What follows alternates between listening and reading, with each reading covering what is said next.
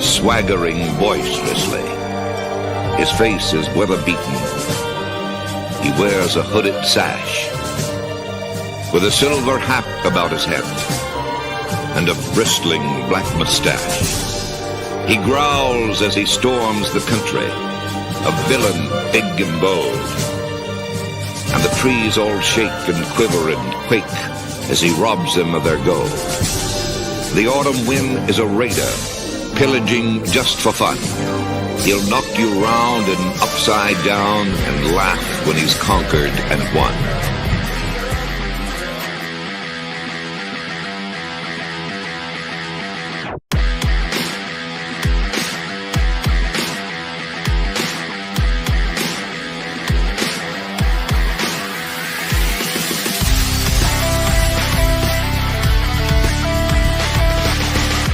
You know what I like to do?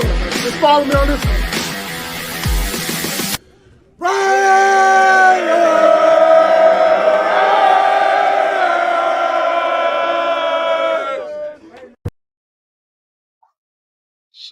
Salute everybody in the chat. What's good? Of course, they pull up when I go live. So the dog's going to bark for a minute. I apologize. I should have started the video a second later. Damn. What's good? What's good? All kinds of news in the nation. Thumbs up if you can hear me over the dog. Salute everybody in the chat. Lawrence, what's good, my guy? LVR. Greasy Deluxe, what's good? Appreciate you pulling up. Appreciate everybody in the building. Man, we got a lot to talk about. But mainly, what are our chances of staying in the top 5 or even moving up to the number 1 pick? You know, Jacksonville, the Tennessee Titans, they play each other twice. Both of those guys are ahead of us in the battle for number 1. We good? You can hear me? Appreciate you. Glad I'm not talking to myself. So, man, we got a lot to break down.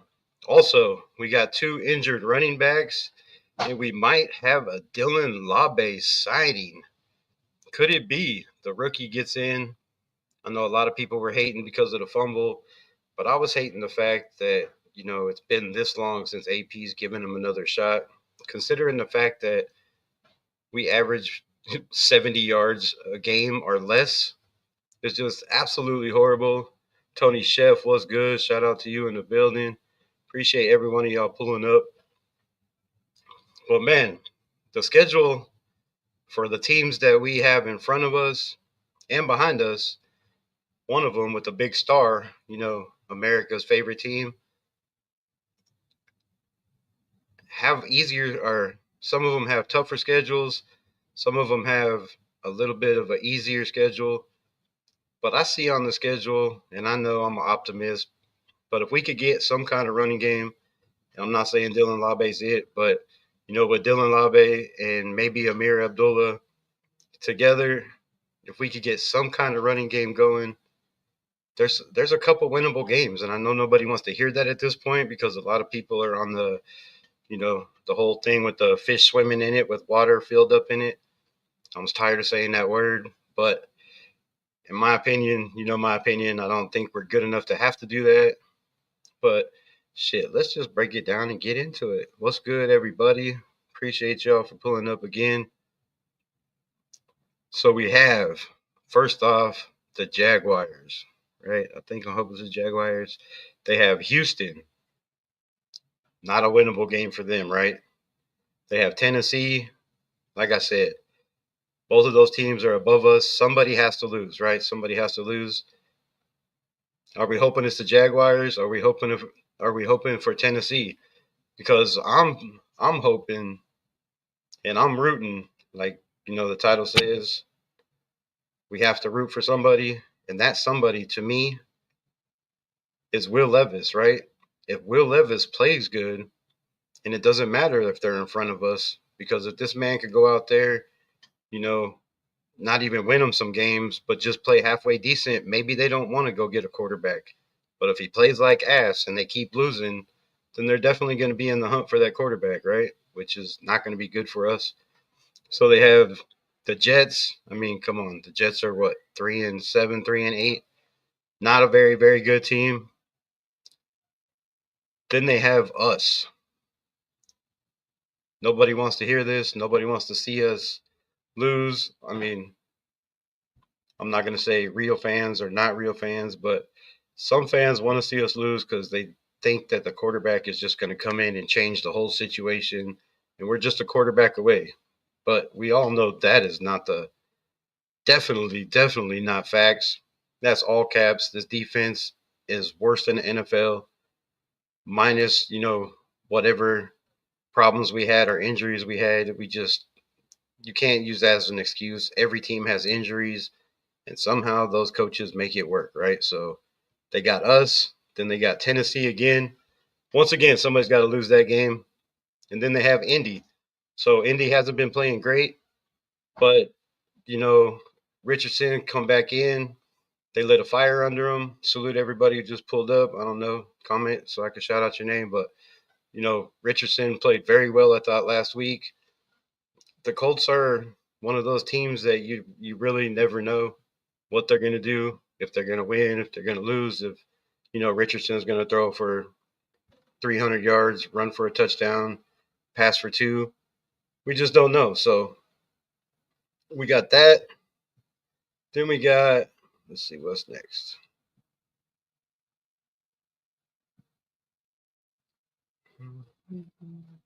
Damn it.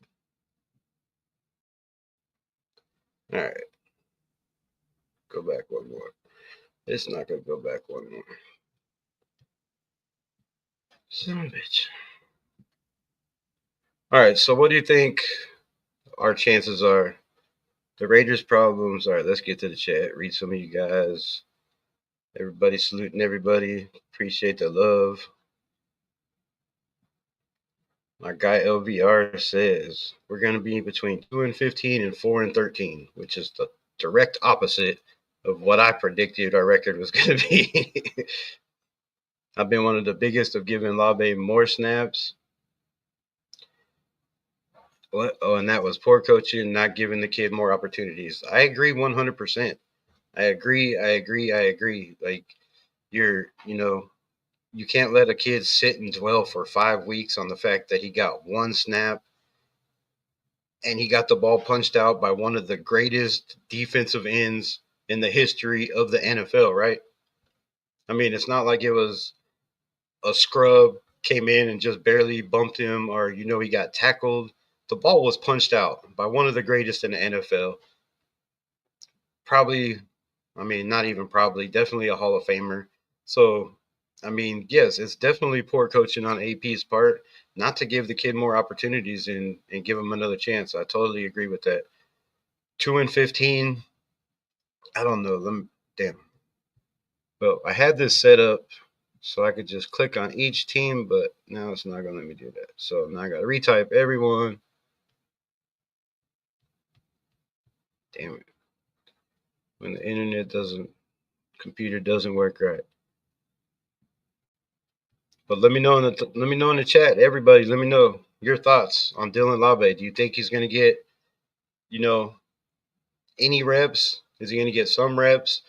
Are they going to start maybe this time by doing the wise thing because the kid is one of the best receivers coming out of the draft, and maybe start by throwing him a pass or two, kind of get him in a rhythm, let him catch the ball in open space because we love to run screen plays. We love to run and, throw the ball to the back out of the backfield on the hashes over and over again constantly. So, let me know. Do you think, what's y'all's thoughts? I'm hoping the kid just comes in, has a couple plays, and they just keep letting him run the rock and gain some confidence back, right? Because right now his confidence has to be just absolutely crushed. And if you've seen his interview, you could tell the man's just been sitting there like he said, he knows it's a trust league. You got to build trust. All right, I think I got this. Next one up.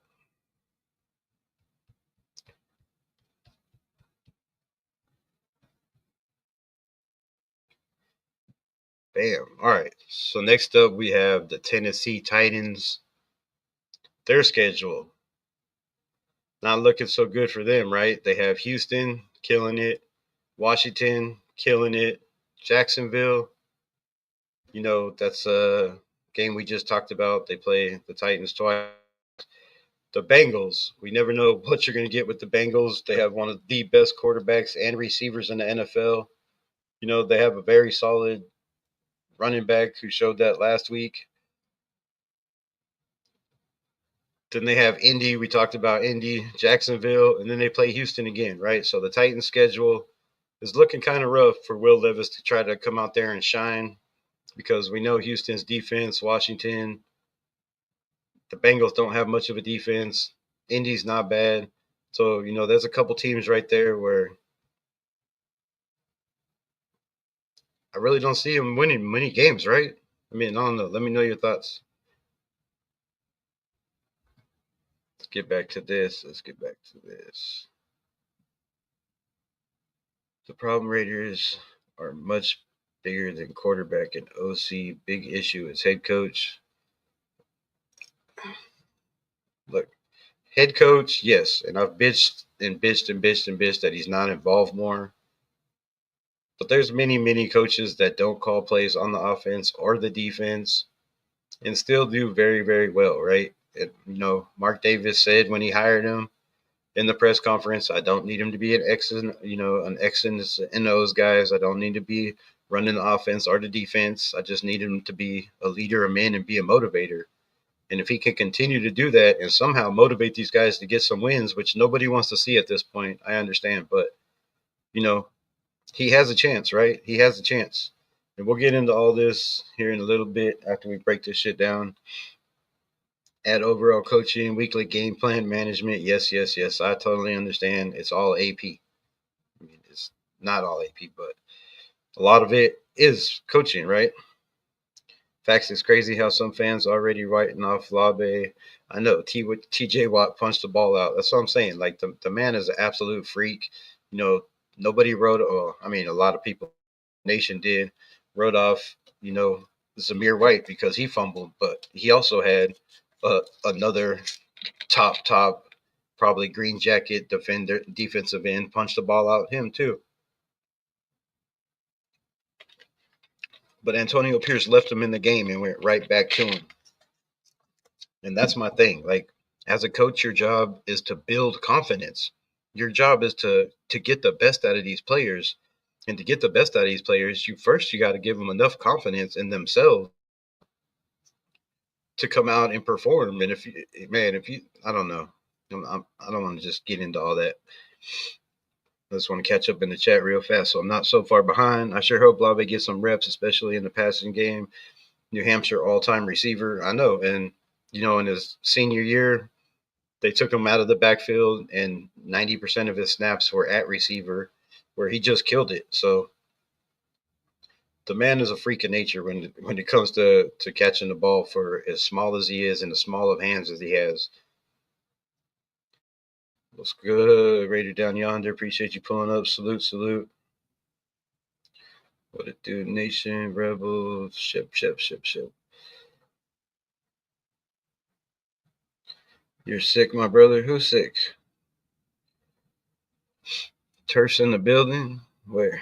I don't see Turf.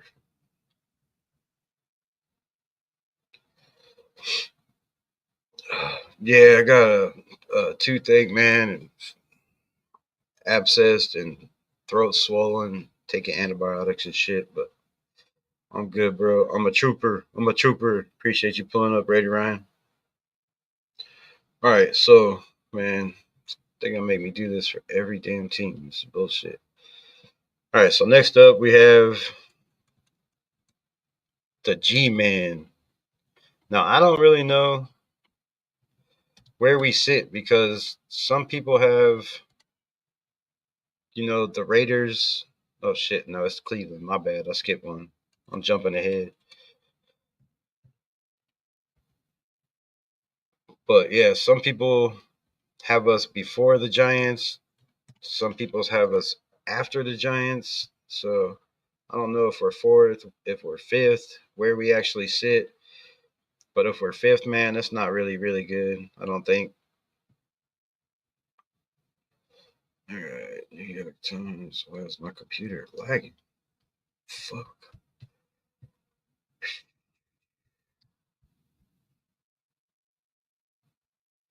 Cleveland Guardians. What the hell, bro?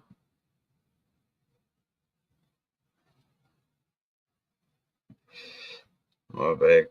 Tripping. Let's try this. Jeez. All right, so the Browns. The Browns, another team like us, struggling with quarterbacks, struggling with offensive line, trading away receivers in the middle of the season. They are not doing so well either. Let's look at their schedule to start off. They have the Pittsburgh Steelers, one of the hottest teams in the AFC, right? Then they go to Denver, another pretty hot team that we're playing. You know, Bo Nix is just killing it. Everybody's on this Jaden Daniels train. Like, we should have got Jaden Daniels. Jaden Daniels is the great. He's going to be MVP Rookie of the Year. Bo Nix has 4 more touchdowns than Jaden Daniels. And he also started out with 1 touchdown and 4 interceptions in his first 3 games. So that man, once he learned the system, has just killed it, dude. Bo Nix is on fire. Would look very, very good in a black jersey, but I'm just saying. So they got the Broncos.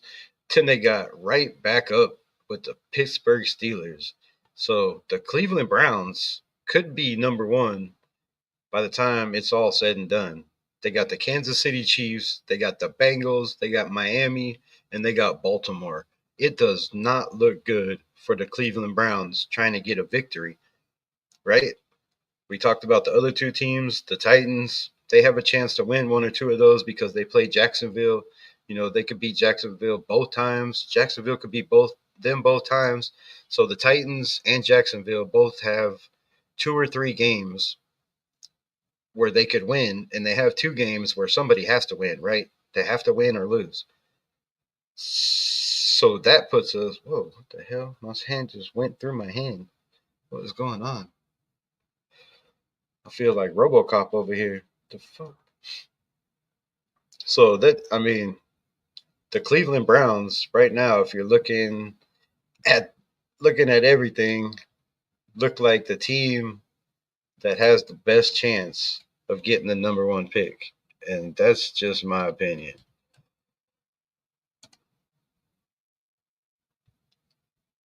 Oh, fucking not the New York Giants. Maybe they'll give me NFL. I don't know. Sweet. All right. So the New York G-Men. The G-Men have Tampa Bay, Dallas. Dallas is struggling.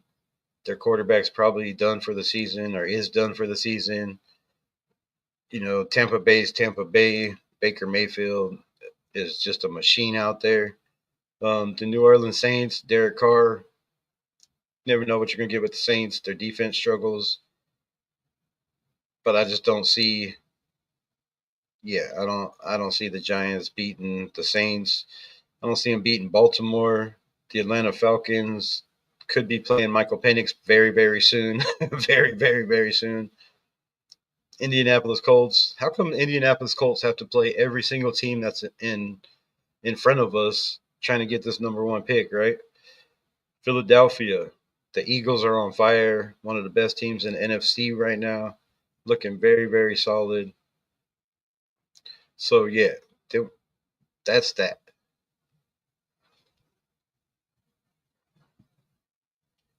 Get back into the chat. I got to stay caught up. My bad. Appreciate y'all.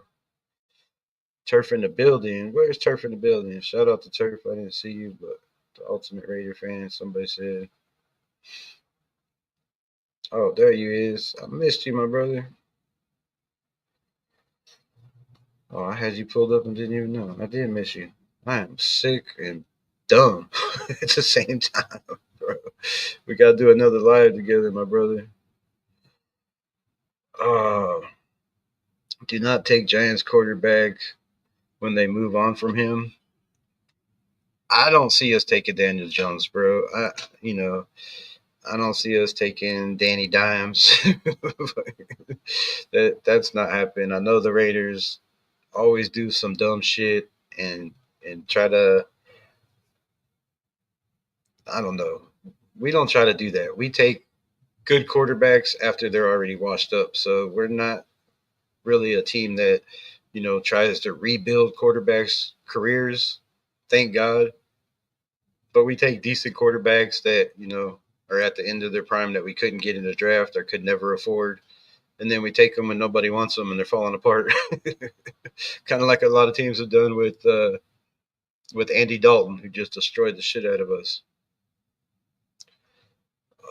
What else we got in the chat? Raider Ryan says, with our schedule, the Jags and Titans play each other twice. Maybe we lose to the Jags.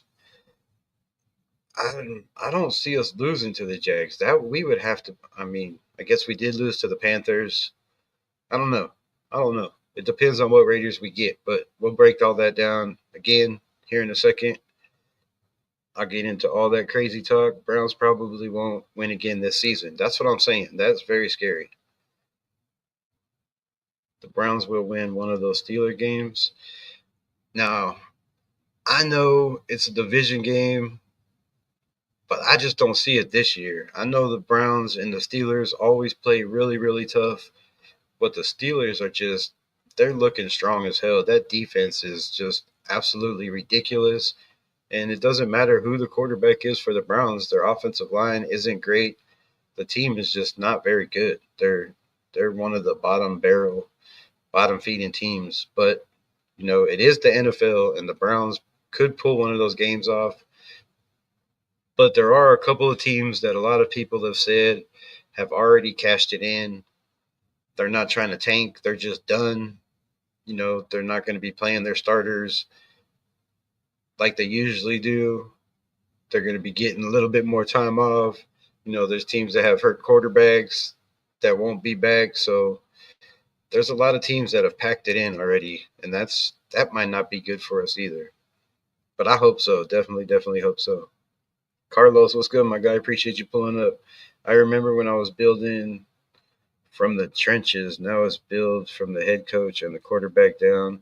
I mean, we kind of built the trenches a little bit, right? We got two killer linemen out of this year's draft, and I'm sure we'll get another one. And we got a couple guys, like we still don't know what we have in Dalton Wagner. There's a reason they kept that guy around. We have Will Putnam. I always say his name wrong. Will Putnam, Adesensi. That man is an absolute freak of nature at center, which doesn't look good for him now that JPJ is at center. But yeah, you have to build from the trenches, right? I think the offense, we don't have depth, but the guys that we're playing right now, Colton Miller's played his ass off the last couple of games. Last game in particular was absolutely just the Colton Miller that we're used to seeing. And if Colton Miller is healthy, he will continue to be that guy. And if this line just gets some continuity and some consistency of playing with the same guys next to him, they could be dangerous. And if we can get a running game, our passing game looked nasty last week. We had Brock Bowers just go the hell off. He's unstoppable. You can't control that guy. And Antonio Pierce has said, and everybody in the locker room has said, they're not tanking, bro. They're trying to win games. And I understand that you have to say we're trying to win games because you can't just come out and say we're done, we're tanking. That would look absolutely foolish and ignorant. But on the other hand, Antonio Pierce is not in a position where he can tank. Whether he has a contract for 2 years and they're telling him, we'll give you your guy one more year with your team, barring the injuries. There has been a lot of injuries that has really hurt this team, and Malcolm Kuntz was just a huge loss. They can't replace. I mean, I think we could have got away with Christian Wilkins if we still had Malcolm Kuntz, but facts, Glaze and Powers, right? Glaze and Powers. So they're building from the trenches, and I think this year they really need to go second or third round. They really need to get a solid nose tackle, right? A solid number one nose tackle where we can run 5 defensive linemen, put pressure on the quarterback with Max Crosby, Christian Wilkins. If we bring back Kuntz, throw Tyree Wilson or whoever out there. Tyree Wilson, shout out to him with the strip sack. Fortunately, we didn't get the ball, but hey, the man's coming around slowly. But yeah, definitely agree with you, Carlos. Build from the trenches, and most teams they hire their general manager, let their general manager pick their coach, and then their coach pick their coaching staff, which AP got to pick his coaching staff, but he was hired before the GM, and thank God for that because Tom Telesco is just not great at picking head coaches, and he's not great at drafting in the later rounds either. So we'll have to see this year how that goes. I've said on this show plenty of times that I think Tom Telesco got lucky in this year's draft with the way it went, 6 quarterbacks in the first round, and Brock Bowers just fell in his lap. So, JPJ kind of fell in our lap too. So DJ Glaze, like I said, was a great, great pickup. But if you heard, the fuck was I just gonna say? If you heard Joe Philbin in his interview yesterday with Hondo Carpenter and SI, Sports Illustrated. If you didn't watch it, go check it out. But Joe Philbin said straight out that DJ Glaze was a guy that he talked to for an hour in a Zoom call, and he's seen a lot of signs in DJ Glaze, and he was the one that was suggesting pretty much DJ Glaze be drafted by the Raiders. So, like I said, I don't think all these guys that were drafted were Tom Telesco's doing. It's a whole group of men that all get together and talk. And when you're drafting linebackers, the linebacker coaches and the defense coach definitely has something to do with it. When you're drafting tight ends, the offensive coordinator, AP, general manager, all have something to do with it. So I don't know. I'm waiting to see Tom Telesco. I don't like the draft was okay, but I don't like what he did in free agency. I don't like Gardner Minshew. I don't like I don't mind Gardner Minshew. I just don't like the pickup. If he played somewhere else, that'd be fine. But Madison, I don't like that pickup. Um, there's, it's just there's a lot. There's a lot that I can say about Tom Telesco so far. But we did get Brock Bowers, so that kind of shuts everything down on the bitching part. Like I said, till this year's draft, we'll see how it goes. We'll see how it goes to Antonio Pierce too. What else we got? I'm just rambling. Tony, as much as I hate to say it, probably KC. KC, what? What? Oh, who wins the AFC? I missed that. What else did I miss? Who wins the AFC? I don't know, man. The Pittsburgh Steelers are a hard ass team to beat. They don't give up a lot of points. They score a lot of points. Don't count out the Steelers, bro. Don't count out the Steelers. I was a big, huge advocate for bringing in Russell Wilson to the Raiders. If you don't believe me and you're new to this channel, go back and watch my videos. There's 3 videos. Bring in Justin Fields. Bring in Russell Wilson. Russell Wilson would have helped this team tremendously. Devontae Adams would have never left. And whatever. We probably would have never had a franchise quarterback, but it is what it is. I know everyone's seen JPJ, the screenplay 20 yards down the field. Man, that shit right there scares me. Like, I love his, his tenacity, his intensity, to his fucking recklessness. Dude, all that shit. But come on, man, if you're going to play in this league for a long, long time, and I understand you're 21 years old, Jackson Powers Johnson, but if you ever come across this video, listen to me, young man. You can be aggressive without being foolish, bro. Throwing your body into people like that 20 yards down the field, you've seen it took him a good couple, almost a minute to get up off his knees because he was like, what the hell? Like, and that's probably why he was out all of training camp with the concussion. I mean, you can go hard, but you have to go hard smart. You have to use your brain. And I don't mean using your head to as a battering ram to try to fucking destroy people. Too. But man, shout out to that kid, bro. He's going to be a good one for a long time if he can stay healthy, because that's just man, you got to stay healthy, bro. Got to stay healthy. Anybody but fuck. What?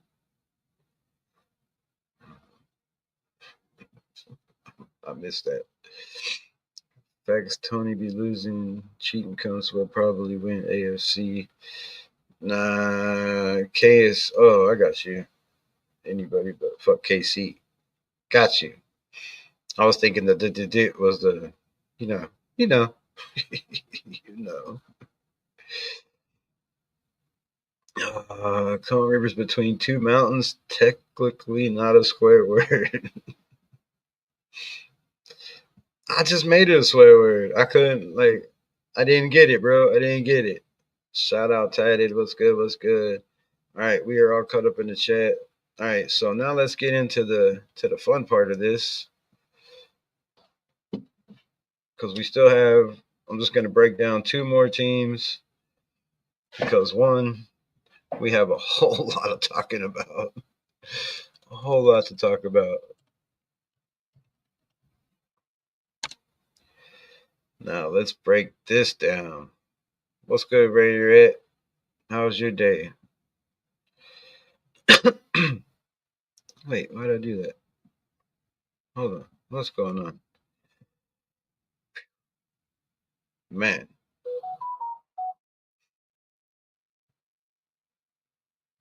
All right, so let's break this down. We have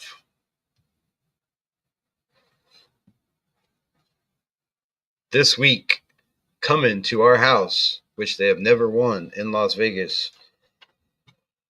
And man, I just don't know how I feel about this, but we have the Denver Broncos. Big game. You know, their running game starting to pick it up a little bit. Bo Nix, like I said, is just lighting the NFL on fire as a rookie. You know, making all the haters and the naysayers eat crow. I hate the fact that he's on the Broncos, but I love the fact that I said Bo Nix was going to be a decent ass quarterback in the NFL. Anyways, Kansas City, not a game that we can win, or can we? You know, we shocked the world with a whole different scenario last year. We have a depleted team right now. I just don't see us going into Kansas City and winning. But on Black Friday, anything could happen, bro. It's Black Friday. That's our day, right? I don't see it happening. Then we have the Tampa Bay Buccaneers. We talked about the Bucks. They play pretty much every team in front of us also, just kind of like the Colts. So Tampa Bay Buccaneers, Baker Mayfield, this defense cannot cover a kitty with a blanket. Like, man, they're bro. I don't know. The defense is bad right now. Patrick Graham is slipping. I don't know what is going on with the defense, but it is not good. And I see Tampa Bay and Baker Mayfield just running all over us, passing all over us. That's probably going to be a long, long day. But with the way I fucking predicted shit this year, we'll probably win that game. That'll probably be the blowout game of the year that we have, the one game we have. So I don't know. I'm not trying to put that out there. Anyway, next up, we have the Atlanta Falcons. Now, the Atlanta Falcons is a game, I mean, we could probably win. There's been a lot of teams that have beat the Atlanta Falcons that shouldn't have beat the Atlanta Falcons, right? You don't know what you're going to get with Kirk Cousins. It could be at a point where Michael Penix is coming in at this point. I mean, that's 4 games away, 4 weeks away. They put him in at the end of the last game. I know it was a blowout. Could he be taken over? We don't know. But we do know that the quarterback they paid $140 million for is not playing very well. So Atlanta, we could see Michael Penix, we could see Kirk Cousins. We don't know what we're gonna get. We don't know. Next up, we have the Jacksonville Jaguars. Like I said, they're first to get the first overall pick. That's a game that, man, we always somehow lose to the Jacksonville Jaguars, right? Even not last year, but the year before, we had a big lead.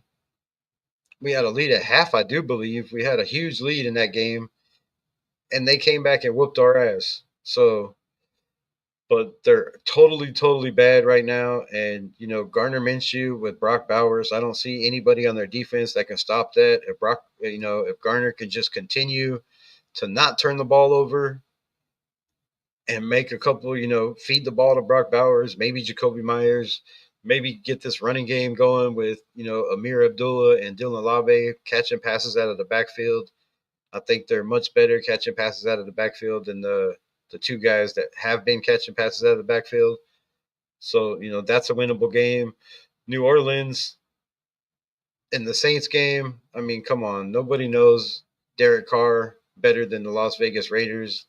And most of the defense, they practice against them. They know them. That's a toss-up game. We really don't know. Then we have the Chargers, right? The Chargers coming to our house. First time Harbaugh's coming in. So it doesn't look like we have very many winnable games. Denver's on a roll. KC's on a roll. Tampa's not, on a roll. The Falcons, the Jags, maybe the Saints. Maybe 2 or 3 of those games we pull off. And if we even pull off just one of those games, at this point, we could be sitting at, 5th or 6th. Because we broke down all the other teams that are probably not going to win very many games and don't really have a chance. Like Jacksonville didn't have a chance to probably win any of those games. Tennessee, 1, maybe 2. Cleveland Browns, they're not winning any more games, I don't think. The Giants, they're benching Daniel Jones. I just don't see them winning any more games with their schedule. So, let me know in the chat. What do y'all think? Jags quarterback done for the season. Denver lost. KC lost. Tampa Bay lost. Jacksonville win. New Orleans win. I don't know, bro. I think New Orleans offense is better than Atlanta's right now. And their defense, I mean, I don't know. Atlanta's defense isn't great, but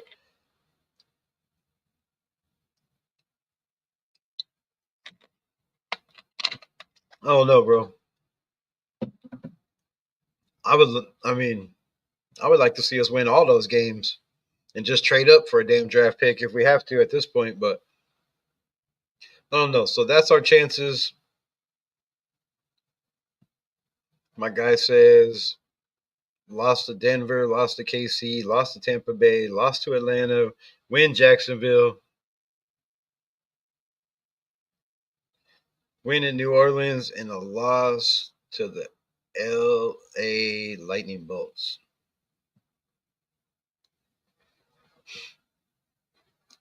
That would put us at 4-13.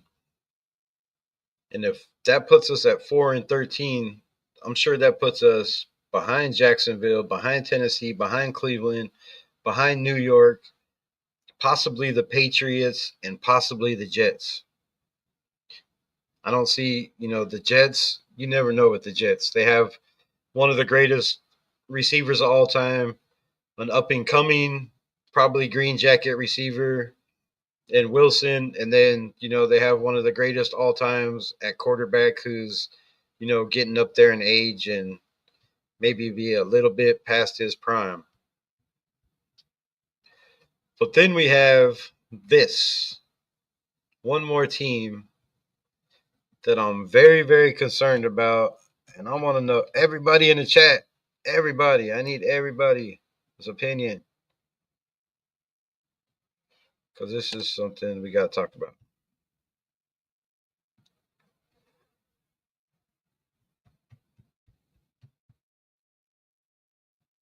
Wish it would have worked the other way when it took so long. All right, so we have a team that is very, very scary, sitting at 3-7. They also have a player named Deion Sanders who has won rings, has been a star, is why they call him prime time for the Dallas Cowboys and Jerry Jones. Now, his son, as we all know, is Shador Sanders. So there have been rumors about Shador and Deion Sanders being a package deal. Now, Deion says he's perfectly happy in Colorado. He doesn't want to deal with the nonsense of the NFL. He doesn't want to deal with the drama He has way more control, I'm sure, in Colorado than he would ever have for any NFL franchise, especially us having Tom Brady in the building. Is Dion willing to come to the Raiders with Shador? And, could Shiloh be involved in this somehow? Could there possibly be a package deal where Dion says, I will come coach the Raiders if you draft Shador and Shiloh? Because let's face it, Shiloh might be drafted in the NFL, but he might end up being a UDFA.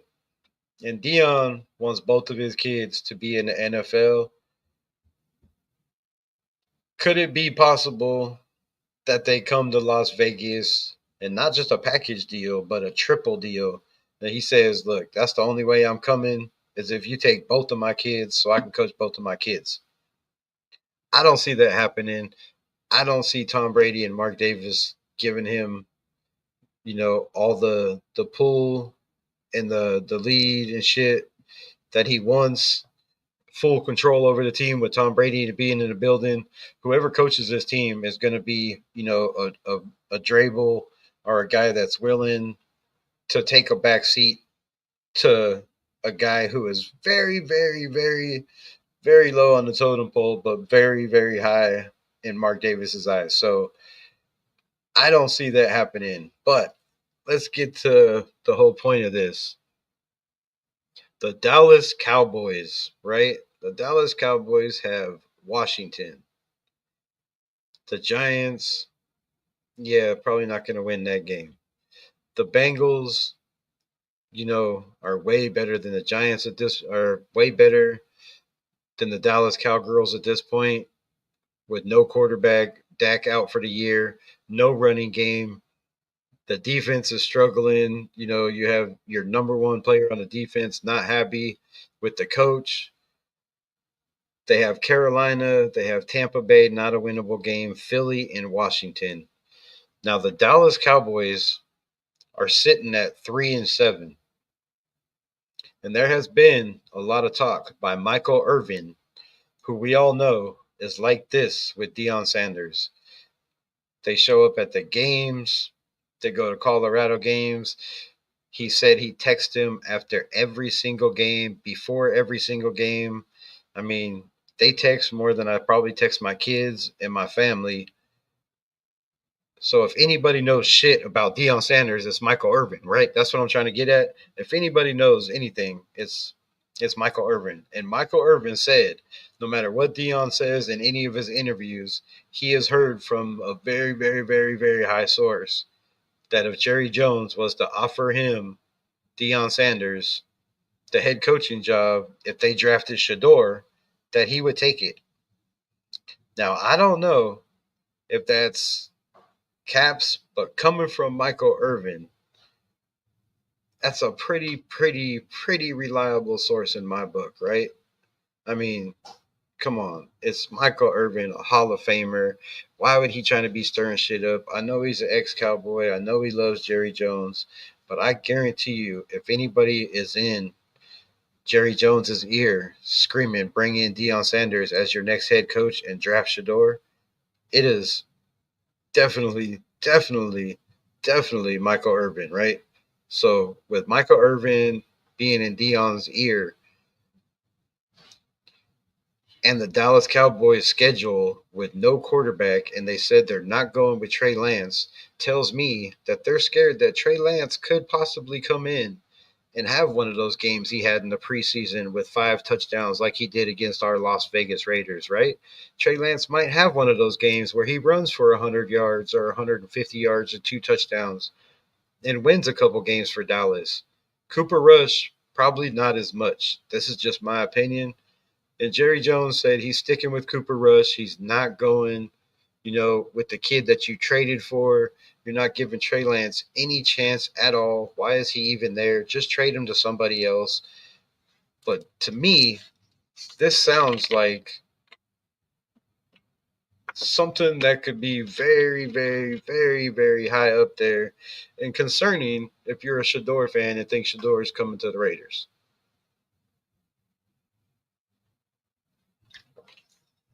Now, a lot of people say we have to be number one to get Shador Sanders. I totally disagree. Jacksonville has no defense. They have no number one solid corner. And you have a guy like Travis Hunter sitting there at number one.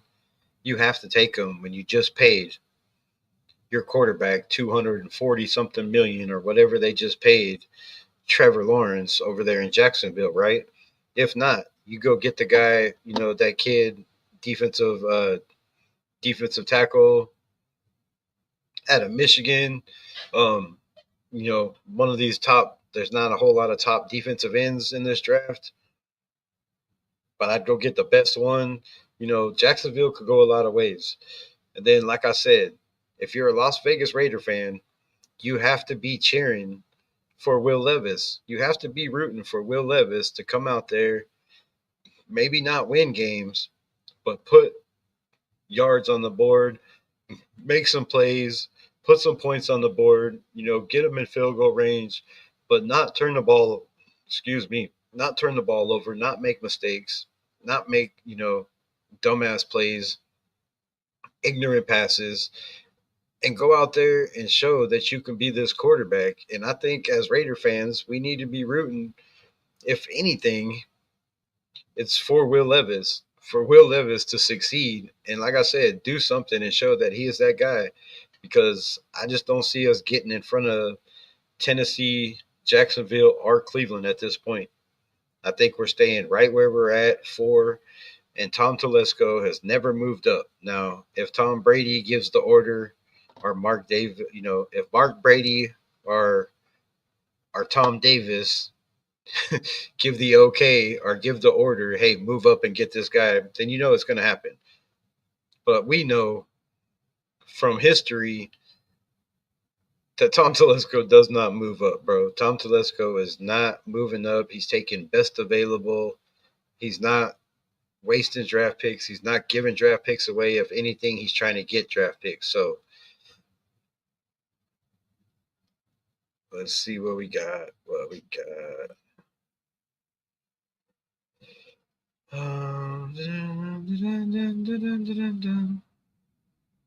I miss? Just monetize my other channel. I've been working a lot lately. Shout out to you on the monetization. Speaking of, like, subscribe, follow. Man, hit them likes. Keep commenting. It helps. It helps me a lot. LLLLL. Maybe win L. Yeah.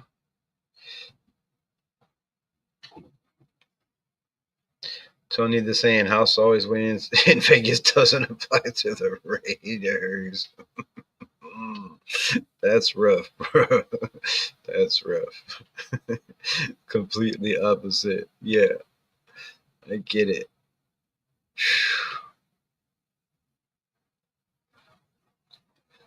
Wasn't a Mayfield fan,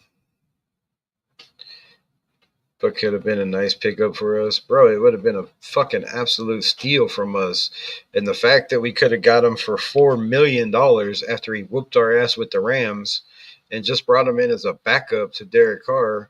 And then when they benched him for the last 2 games of the season, Baker Mayfield, which probably wouldn't have lasted that long, he would have probably took over before that. But Baker Mayfield would have come in, and we would have never got Jimmy G or any of these idiots. And, we probably would have never got AP, and it would have been a whole nother story. But that's all water under the bridge. Baker Mayfield, we could have picked up for $4 million. We could have got him last year for $30 million. What he signed, 2 years for $30 million. We paid Garner 25, bro. 25.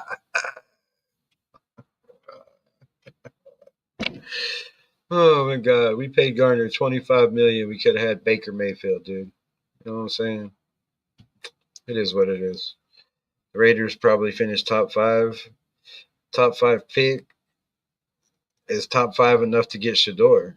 I don't think Shador makes it to top 5. Like, I see Cleveland Browns probably jumping up to number 1. And if that's the case, they're taking a quarterback. I guarantee you it's going to be Shador Sanders. And, Dion can pull whatever he wants to pull and say his son's not playing for the Jacksonville Jaguars.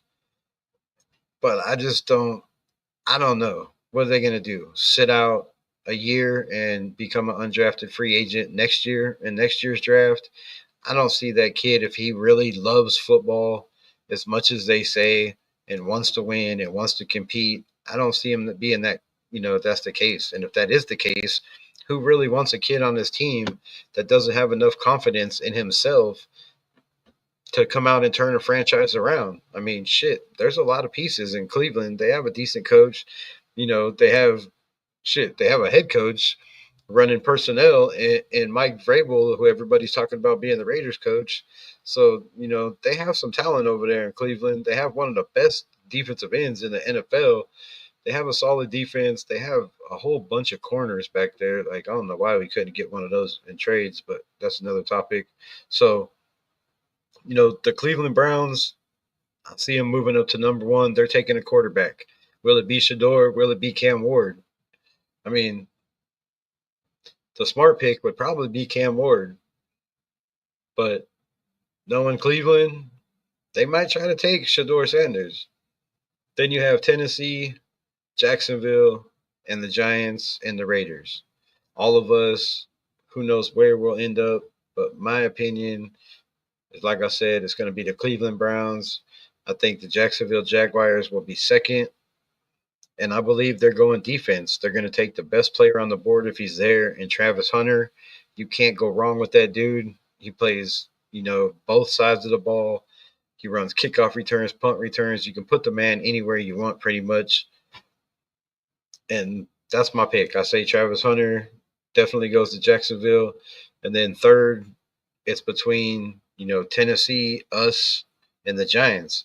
If it comes down to Tennessee, like I said, we got to root for Will Levis to come out and shine and to make a showing and prove that he's the quarterback of the future and that they should build around him and go get, whatever they need, offensive line, some wide receivers. They just got rid of D-Hop. So, I mean, they got to go build around that kid, but he's got to show he's the guy. So that's why we need to root definitely for my man Will Levis. And then you have, the Giants. Come on, they're going to get a quarterback, right? They're going to get a quarterback. And whether it's Cam Ward or Shador Sanders, they're taking either one. So when it comes down to it, we have Cleveland. I don't see them taking. I don't see them taking a quarterback with Deshaun Watson. But look what the Broncos did last year. They totally cut ties with Russell Wilson. They ate, 200 and something, 240 something $1 million of his contract just to let him walk because they made a mistake, or Sean Payton thought that they made a mistake bringing Russell Wilson in and paying him that much, and they let the man walk, right? And they're doing all right. They got Bo Nix, and that team is probably playoff bound. I mean, they're up there. They definitely have a chance to be a wild card, and it's looking right now we could have 3 AFC West teams in the playoffs, and we're sitting at 2-15. Oh man, I hate to say that, but yeah, it's looking like that. So Cleveland, number one pick. You never know what the hell they're going to do. But if they have the opportunity to take one of these quarterbacks, you'd be stupid not to with Deshaun Watson and the way shit's gone with that. Like I said, they could just release him, eat the money, and somebody else will pick him up. Maybe, probably not. I don't know. Not the way he's been going, but somebody's going to take a chance. Come on, it's Deshaun Watson, right? And then, like I said, Jacksonville. I see Jacksonville going defense. They don't have a solid pass rusher. They need corners. I mean, dude, they have a pretty solid offense, right? And they just paid Trevor Lawrence. I don't see nobody taking his contract, and I don't see them moving on from Trevor Lawrence. So it comes down to basically pretty much whether Will Levis can perform enough for the Titans not to take a quarterback. And if that's the case, then we might be pretty good, right? Could be fourth and fifth and still end up with Shador or whatever quarterback is available. To me, if it was me, and look, I did a mock draft yesterday, which shit, if y'all want to do a mock draft tomorrow, I was gonna do what's on film, but let me know. We'll probably do a quick mock draft tomorrow just to break it down. I know it's early in the season, but man, what else we got to talk about at this point, right? We got to know who we're getting early, see what's going on. So let me know in the chat if that's something y'all would want to see mock draft live. Well, I don't know. Eeny, meeny, miny, mo. Pick first round, second round, third round. We'll figure it out somehow. But again, let me know. Um, yeah. So defense, defense, defense. But if it was me, like I said, I forgot what I was saying, but I just remembered I was doing a mock draft yesterday, and I said, "What the hell? Let's just see." The Raiders were sitting at the fifth spot. The Tennessee Titans were sitting at the third spot, and Jacksonville was still at number one. It was pretty much the same order as it is now because they're not going to change that shit until it changes, right? So, same order as it is now. We were at the fifth spot, but I said, what the hell? Let's make a trade. So, I offered our second round pick, which I kind of regret at the time, but it worked out, right? So, second round pick. We had 2 third round picks. So, I threw in a third round pick, a second next year, a second or first next year, and Andre James. And I offered it to the Tennessee Titans, and they accepted that shit right away. So that's what I did. I traded, or no, it was a third, Andre James, and a first pick, our first pick next year. So I got rid of our first round next year, Andre James, and one of our thirds this year. And when you know who was on the board at number 3, Shador Sanders. So yeah, I took Shador, and then I took Ashton Genty. So let me know if that's something y'all would do. If you had an opportunity to do what the Houston Texans did 2 years ago, pick at number 3 and then trade right back up to number 4. Because if we could go get a Cam Ward or a Shador Sanders or, dude, even Curtis Roke or Jackson Dart, in the later rounds, late rounds of the first somehow, and pull off an Ashton Genty or one of these top receivers, bro, this team is turning around absolutely in a second. My head coach candidates: John Gruden, unlikely; Belichick, Vrabel, Bobby Slowick, Ben Johnson, Joe Brady, in that order. Well, my guy, I don't see that one. The third one, Mike Vrabel, is about the only one I see ever happening. I mean, it all sounds good. And look, I would love to have any one of those guys as our head coach. John Gruden is a pipe dream. He's never, ever coming back to the Raiders. If he does, it'll be a cold day in hell, in my opinion. I know, but with Tom Brady being there, I just don't see Gruden being the pick. And Gruden, if he gets back in the NFL, he's not going to want to go to the Raiders, who, come on, who are struggling right now, who don't have Derek Carr. That's his favorite quarterback.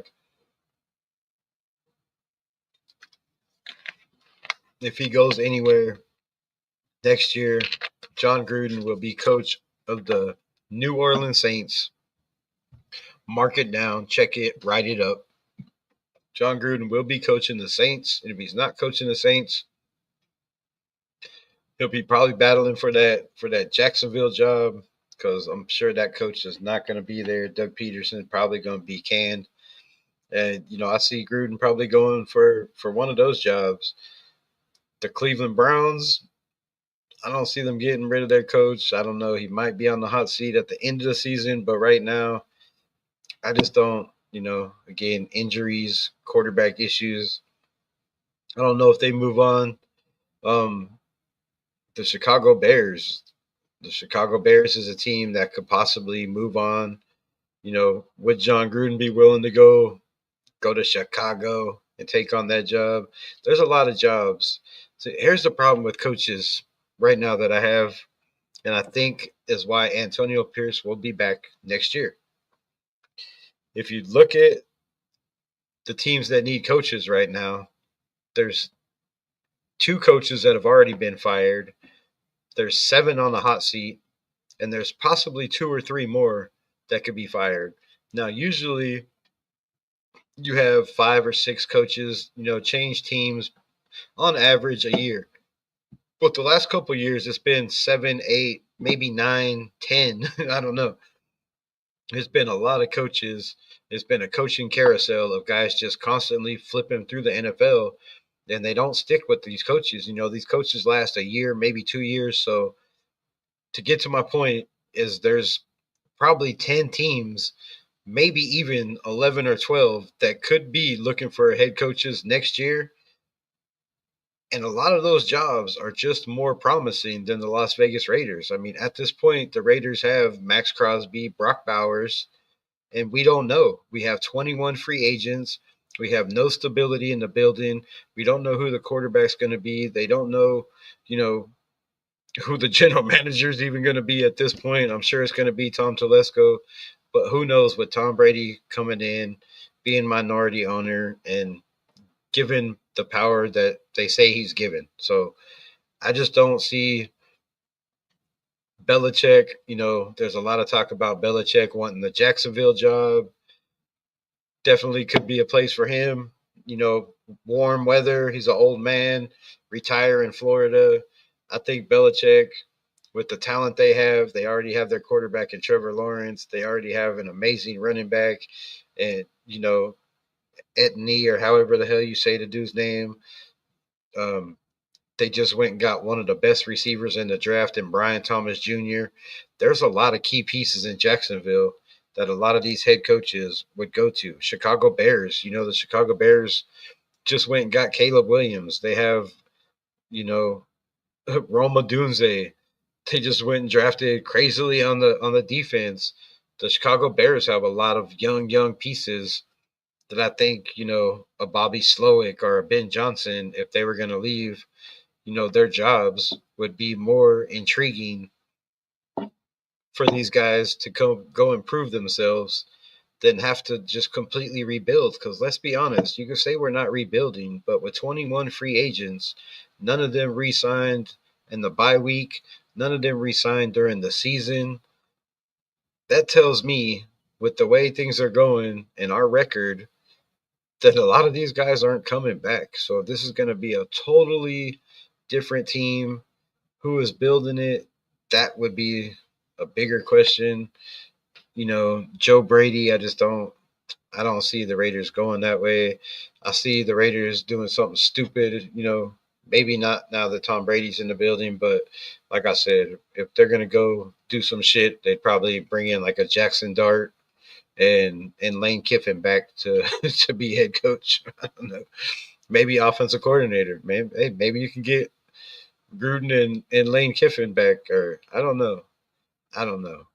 But I just don't see head coaching being changed this year at all.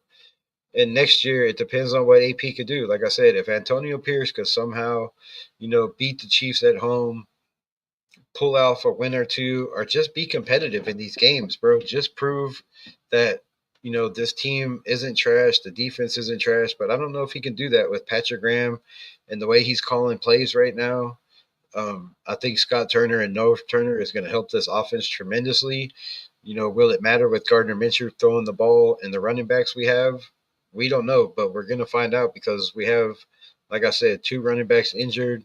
And I hate to wish injury on anybody, but if that's the only way that we can see Dylan Labe or, Amir Abdullah get more reps, or even McCormick, if these 2 guys are out, we need 3 running backs. So if they bring up Sincere McCormick and Dylan Labe and these guys get playing time and snaps, I kind of hope that these guys don't practice. I hope that they're not injured, but maybe just sore enough where they can't make it this week, or can't practice, maybe try to go Friday and it don't work or whatever. But I want to see these young kids, dude. I want to see this team have a chance. So like I said, there's there's just a lot of teams that have way more weapons than we do right now. And those head coaching jobs, knowing the fact that you have Tom Brady in the building, you're going to have to take a backseat to Tom Brady because he's going to have a lot of say.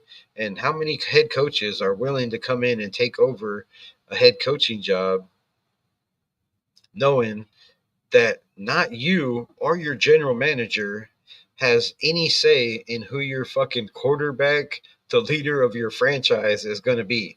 Nobody's going to take that job, bro. I'm telling you right now. Belichick sure the hell ain't taking a job where Tom Brady's telling him what to do. Mike Vrabel might be. Bobby Slowick, Ben Johnson, those guys might listen to a Tom Brady, but the Raiders' job is just not intriguing enough for, with the struggles. Patrick Graham's defense, we don't even know what's going on with him. Everybody says he's up for a head coaching job. With the way this defense has played this year and the way he struggled with the injuries we've had, I don't see Patrick Graham getting a head coaching job anywhere in the NFL right now. Like, your stock has fallen, in my opinion. So I just don't see us bringing in coaches, bro. I think it's Antonio Pierce this year and it's Antonio Pierce next year, barring some crazy, crazy shit that happens. I think they're going to give him a chance to go get his quarterback. And look, this is my thing. It's kind of smart, right? It's kind of smart if you listen to it like this, right? You give Antonio Pierce one more year because he's got 2 on his contract. We know he didn't get a 1-year contract, and you can tell by the way in his press conference and the way he talks, the man is not worried about his job. So I think he has 2 years on his contract. You give him another year. You give him his quarterback. And if the quarterback somehow doesn't work out and turns out to be a complete bust, well, hell, Antonio Pierce picked his quarterback, right? He picked this guy. You blame it on Antonio Pierce, just like they tried to pin the shit on Luke Getsy. And you move on from AP in the middle of the season. He's had his 22 games or 24 games of evaluation. Like Hondo says, most teams try to give guys 22, 24 games. That gives him his evaluation half the season next year. And, if it doesn't work out then and the quarterback and this team still struggles and we can't win games, then he's gone. And at least you have somebody to blame it on, right? You're not blaming it on Tom Brady and Mark Davis, saying Mark Davis needs to sell the team and we need a new owner. There's ways they can go around this shit, bro. A lot of ways. I just lost my place. The reason I have Gruden, Belichick, and Vrabel as 3 is because they all have head coaching experience, proven success as head coaches. Also, Belichick and Vrabel have connections with Brady. Look, Tom Brady and Belichick do not get along. Like, I guarantee you, if you put them 2 in a room together and lock the doors, they probably might be fighting, bro. Like, they're not buddy-buddy. There's a reason, I said this before, there's a reason Tom Brady left the Patriots and went to the Tampa Bay Bucks. It had nothing to do with money. It had nothing to do with teammates.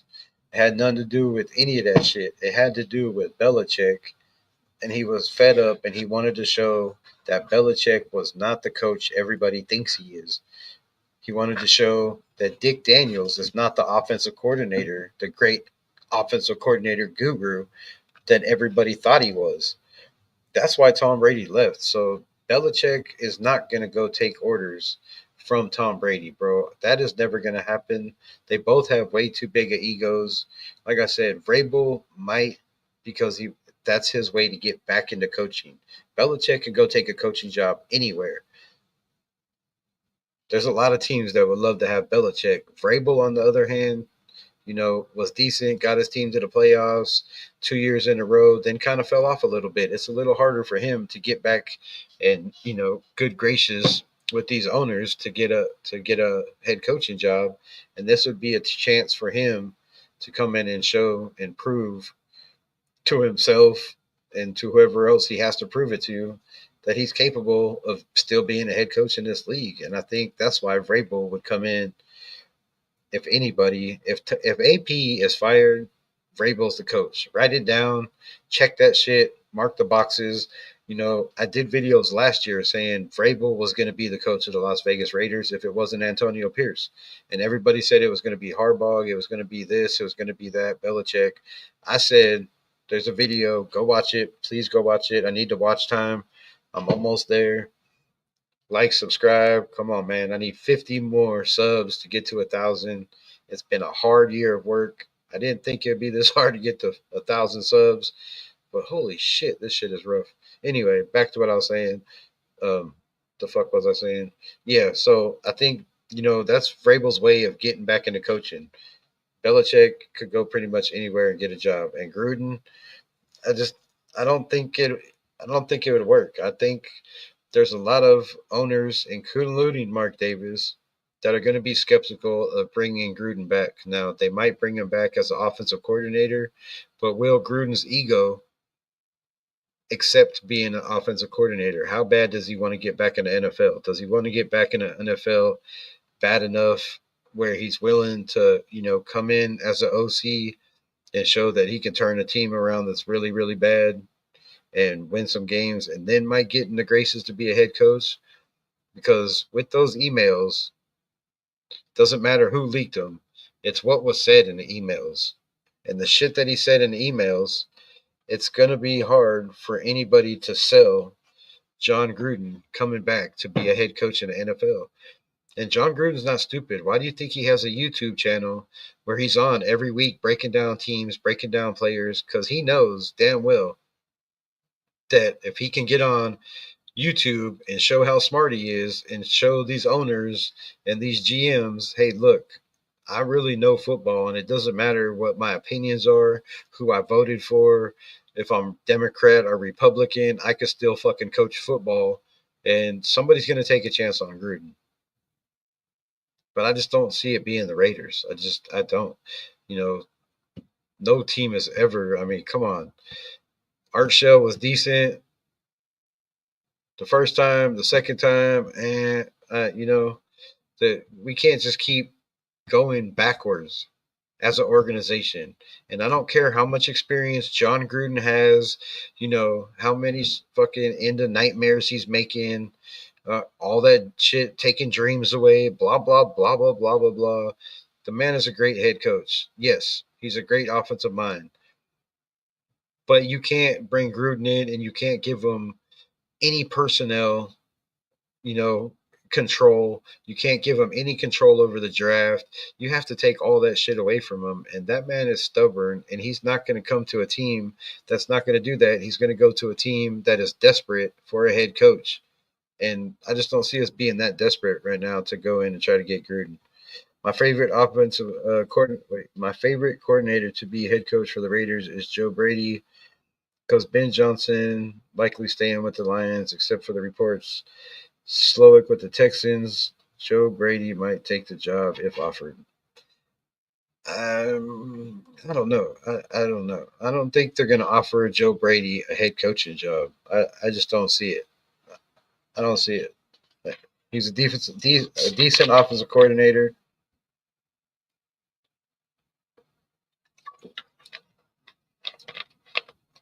But man, I don't know. He might.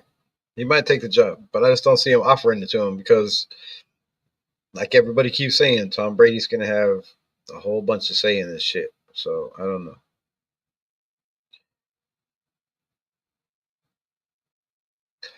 Yeah, he does. I mean, he has an elite offense, but there's also, a bunch of offensive coordinators out there that I think could be in line for head coaching jobs, but are the Raiders willing to go get a head coach that's not experienced? Again, I don't see it happening. They went with Dick Daniels, they went with AP. None of that shit's worked. I believe they're gonna have a coach with. Does it have to be head coaching experience? Probably not. There's two more guys in the Detroit Lions organization that could be in line for not only offensive coordinator and defensive coordinator job. I mean, but could be in line for head coaching jobs. One of them is their defensive coordinator. I mean, just look at the defense for the Detroit Lions. They've been killing it this year.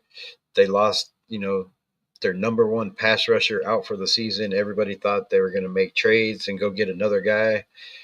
They held strong. It's next man up mentality, and that defensive coordinator is making it work. And he could be next in line for a head coaching job. But also, I can't remember either one of their name right now. Like I said, it's hard to think with this shit pushing on my ears and everything swollen. But they also have their passing game coordinator, who is very, very talented. He's been around the NFL, he's been around college. And just look at the Lions passing game. It's not all Ben Johnson. Ben Johnson is the offensive coordinator, but most of the time, the offensive coordinator has a run game coordinator and a passing game coordinator. They mix those together, they all come together, they create an offense. So a lot of people look at these guys. Raf, what's good? Shout out to my guy Raf. A lot of people look at these guys and these coaches and say, this is a great offensive coordinator. He should be the next head coach. It's not always that one guy. Just like Deion Sanders. Everybody's saying Deion Sanders turned Colorado around. Deion Sanders has Warren Sapp. Deion Sanders has what the hell is the offensive coordinator's name? But the offensive coordinator has been around, bro. I think he's been around the NFL. He's been around college. It's not a one man show. So can these guys come in and lead a team and take all the responsibilities? Being an offensive coordinator, calling plays, coming up with the offense with other guys helping you, to being in charge of a whole entire team, getting people to follow you, to bite into, to what you're trying to preach, to pick up what you're putting down, is a whole nother ball game. It's a whole nother beast than just being a coordinator. And a lot of these guys that have been great offensive coordinators, great defensive coordinators, have came in and been ass when it comes to being head coaches. I mean, just look at Dick Daniels, bro. I believe Telesco moved up, I think, for Justin Herbert as a Charger. That's the only time, though. That's the only one time. And I don't think it was very far. But I believe that's the one or two times he's moved up in his career. And yeah, I mean, it was Justin Herbert. Come on. None of these guys are Justin Herbert. I'm sorry. None of these guys in this draft. Look, let me ask you a question, LVR. Where do you think Shador Sanders and Cam Ward sit in last year's draft? If Cam Ward came out last year and Shador Sanders came out last year, where do they sit behind a Caleb Williams, a Jaden Daniels, a Drake May, a Michael Penix, Bo Nix, fucking the kid that's hurt, JJ McCarthy? In my opinion, neither one of those guys go ahead of any of those guys, bro. Any of those guys. I don't see it. There's a reason. Now, Shador Sanders can say, I wanted to stay in college. I wanted my senior year. I wanted to develop my game. I wanted to get better. Come on, man. If that was the case, you wouldn't give a fuck where you was drafted. In my opinion, Shador Sanders did not come out last year because he wasn't going to be a first-round pick. Now, maybe he would have got picked in the first round because there were 6 quarterbacks that went in the top 10. Maybe he could have been picked in the first round, but late, probably in the first round. And I believe that's why he stayed in school. That's why he went back to Colorado. That and the fact that his daddy was head coach, makes a big, big difference. If you could stay one more year with your daddy coaching, I mean, to me, I would. But to me, it's an ego thing. He knew damn well Jaden Daniels and Caleb Williams were way better than him, and he had no chance of being a top 3 quarterback, 4 or 5, or probably even the 6th quarterback drafted out of last year's draft. And that's just my honest opinion. You can hate it, you can like it, I don't know, but that's just how I feel. Like, I think there's a lot of issues with Shador, the same issues that, Jaden Daniels had. And, Jaden Daniels corrected a lot of those issues by putting on the fucking virtual reality headset every morning for an hour and a half. He's playing a full game virtual reality and has corrected a lot of his tendencies of holding the ball too long, of knowing when to run, when not to run, helping with his accuracy. It's helped a lot with a lot of shit that a lot of people said he was going to have problems with in the NFL. Now, can you do that for other quarterbacks? Yeah, a lot of teams can, but will they? I don't know. I would have paid Baker Mayfield 40 or 52 years, 25. 1 year. Minshew is garbage ass, dude. I would have paid Baker Mayfield 25 million for 1 year, easily, bro, easily. But I don't know shit about quarterbacks. Oh my bad, Captain Shih Tzu is his nickname. Yeah, Captain Shih Tzu.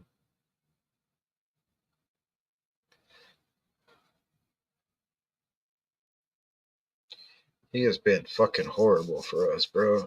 I think Dion and Shador will pull an Eli Manning. Deion Sanders already said he will talk in private with teams he don't. I know. I mean, I know all that. But look, Deion Sanders is just a man, bro. He's just a man. Does he have pull in the NFL? I mean, of course, he's a Hall of Famer, right? But how many teams are going to listen to this kid? And again, if he has to step in and say, my kid is not playing for your ass franchise, but he will let him come to a franchise like the Raiders who haven't won shit in 25 years, how can you do that? How? Where is your logic? Where is your logic to say no? You can't go to the Cleveland Browns. No, you can't go to the Carolina Panthers. No, you can't go to the Jets. No, you can't go to the Titans. No, you can't go to any of these teams. But you can go to the Raiders, who haven't won shit in 40 years. I mean, honestly, if you want to go back that far, I just don't see him pulling a Eli Manning card to get his kid to play with the Las Vegas Raiders. I just don't see it. Like, I don't know. I mean, maybe Mark Davis is on the side, with Shador and all the little talks they have, saying, "Hey, I'll give you this, I'll give you that, whatever. This will happen." I don't know. But we know Mark Davis has infatuation with Shador, just like he had with Tom Brady, and it could make a difference. But I don't see him pulling an Eli Manning. Eli Manning was a totally different scenario. It was a totally different thing. There was two quarterbacks. They kind of flip flopped. They already kind of made the draft pick. The dude said he wouldn't go there, and they made a decision. Nowadays, come on, that was 20, fucking what, 20, 25 years ago. The NFL has changed, bro. It's a whole different ball game. I don't see Shador going to the Jags, Browns, Giants, Panthers. Deion said he wants his team to go to a team that has had quarterback development. And where have the Raiders had quarterback development? Who the fuck have we developed? Who is the Las Vegas Raiders, the Oakland Raiders, the Los Angeles Raiders developed? Who the fuck have they developed? Tell me. Please tell me. I'll wait. We'll sit here all night, bro. Who? Who in this organization do they have right now on this coaching staff that has ever developed anybody worth a fuck? Including Philbin, including Marvin Lewis, including all these fools. Like, who? who? I'll sound like an owl. Who? Bro, we don't have and never have developed a quarterback. We have nobody in this organization besides Tom Brady who can develop a quarterback. But Tom Brady cannot have a title with the Las Vegas Raiders.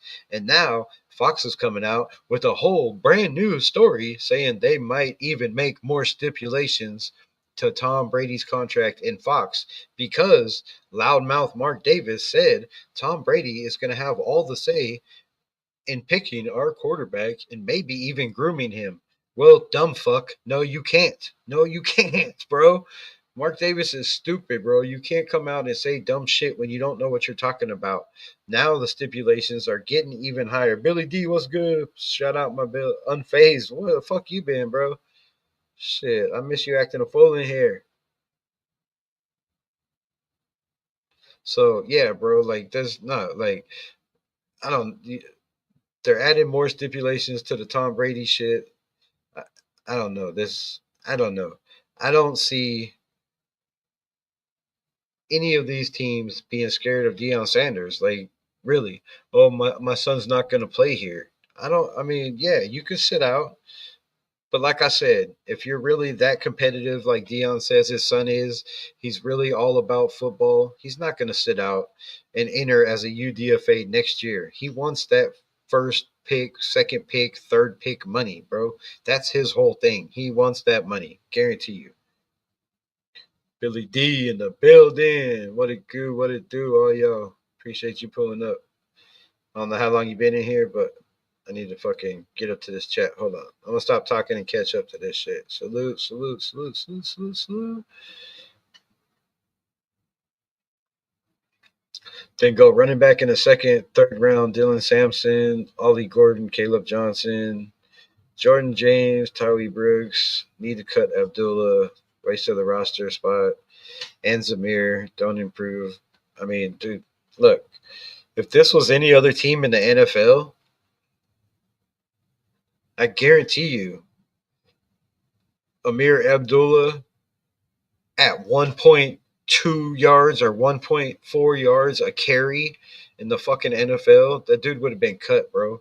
He would have been sitting in free agency right now, whether he's on his third year or whatever he is in the NFL, rookie contract or not.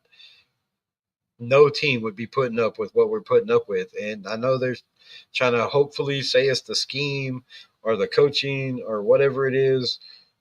Maybe it's just a bad year, but bro, I agree with you. Second round, third round, we definitely need a running back.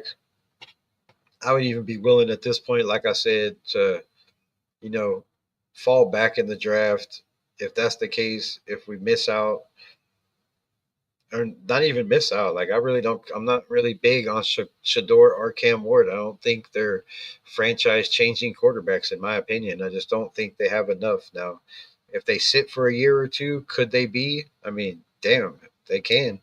But when it comes to mobility, to being that mobile, dual threat quarterback that everybody's expecting us to go out and get, that everybody says you have to have nowadays in the NFL, I just don't see either one of those guys being that, especially in the NFL.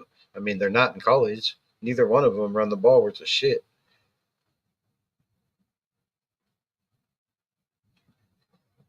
LVR, so how you been doing? What's good? What's good? Appreciate y'all talking to each other. Most of the 21 can walk outside. The guys like Hobbs, Spillane, Kuntz, cheaper due to injury concerns. I mean, most of them, yeah, but we might have some gems in there. We don't know because we just don't play them.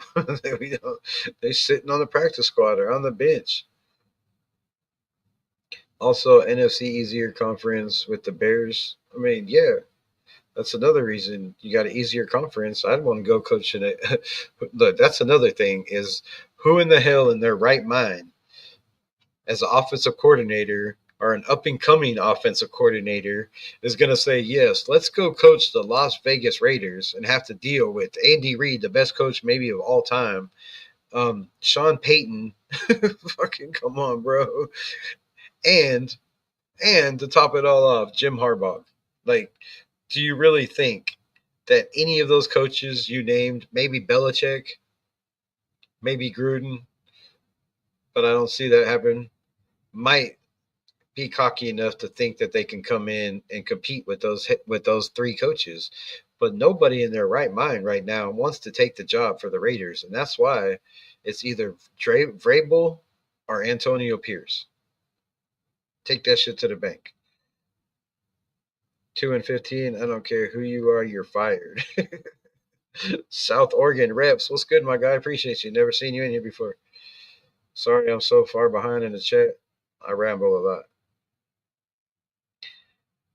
LVR, I start my new job in 2 days. They're good, man. What's good, Billy D? Man, appreciate you coming in and glad to hear you are back to work, my guy. Great to hear that for you guys. Everybody in the chat, give Billy D a thumbs up or a clap. Oh, man, got a job, lost it, been looking, and is finally back on his feet, man. Shout out to you, guy.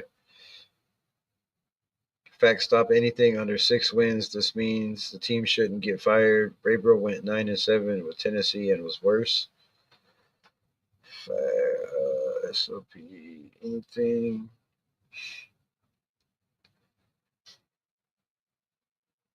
Oh, should get you fired. I thought you said shouldn't. My bad. I had to double check that shit.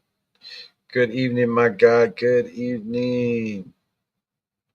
I'll take Vrabel or Joe Buck over AP right now. I mean, they have experience, bro, but look, neither one of those guys are going to come in and motivate this team or gel with this team the way Antonio Pierce has with the guys in the locker room. Now, a lot of people say Antonio Pierce has lost the locker room already. But I don't believe that. Look at the game last week. Look at every one of these games. Now, our offense isn't great. Our defense is absolutely just fucking horrible right now. Sorry, excuse my language, but our defense is bad. But they don't give up. They keep battling. They have grit. They have toughness. And teams that have lost, faith in their head coach or coaches don't come out and continue to play like we continue to play. Like, even when we're down, we're still giving effort.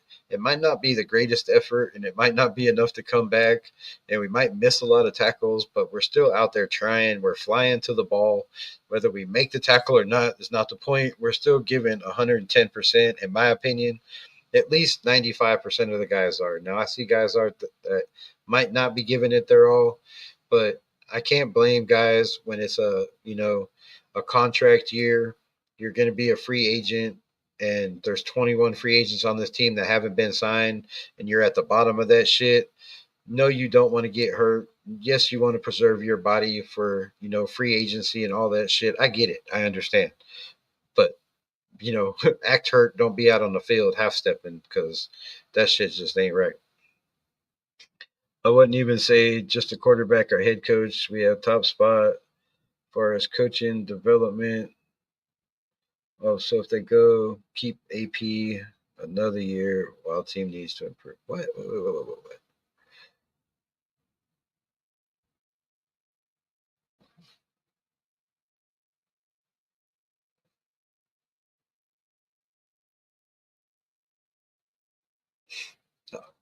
If they have to improve. That's the thing right now. That's the whole point of this video and this live is we're at that point where we don't want to win games, or at least most of the nation doesn't want to win games. Me, as a Raider fan, like, I don't have that shit tatted on me for nothing.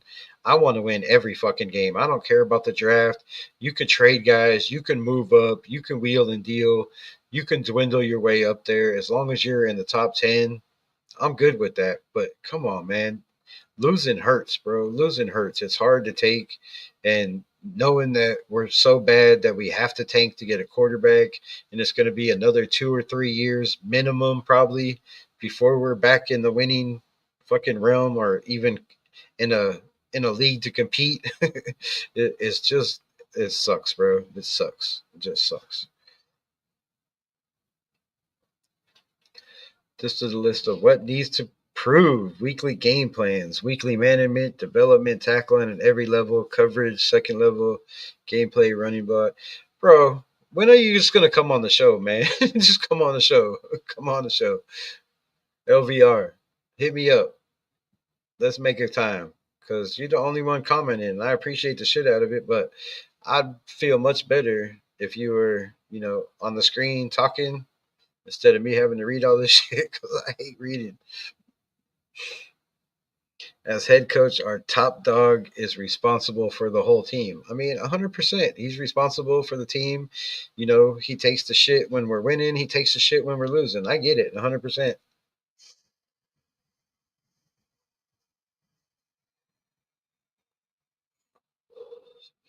And I get it.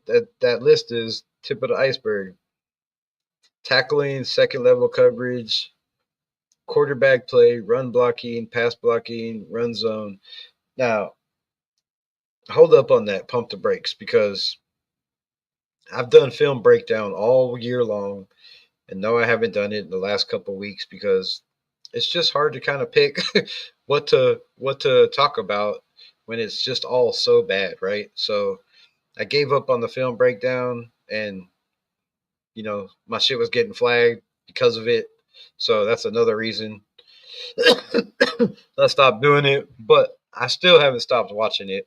And every single Raider game, every week, by the time the week's over, before the next week starts, I've seen probably 3 or 4 times, probably closer to 4 entirely. So I've watched a lot of Raider football and a lot of these games, and the run blocking hasn't really been bad. It's been the running backs' vision, their willingness, the unwillingness to fucking make a cut.